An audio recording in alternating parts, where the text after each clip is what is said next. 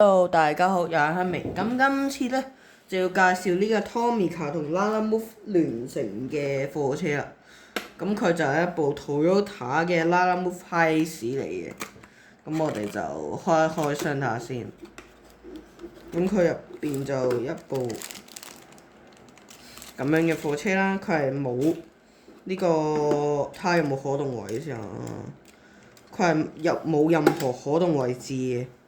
係啦，咁就有上面同側邊都有 Lalamove 嘅嘢啦。咁佢成部車都係以Lalamove 嗰個橙色，咁佢個盒都係以 Lalamove 嗰個橙色嘅廣告為主嘅。咁就有廣告啦，前面亦都有 Hiace 個豐田然啦，後邊係冇豐田嘅，冇 Tomica 啲車多數都係冇車牌嘅，係啦。咁就側身啦，咁佢個底盤咧都係有呢個，即係寫喺邊度製造啊，寫嗰個即係佢個出產年份啊，幾多號車啊，個模型個1比幾多啊，同埋有寫嘅。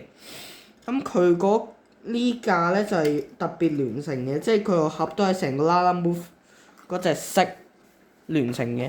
好，咁呢條片就嚟到呢度先啦，記得多多支持，拜拜。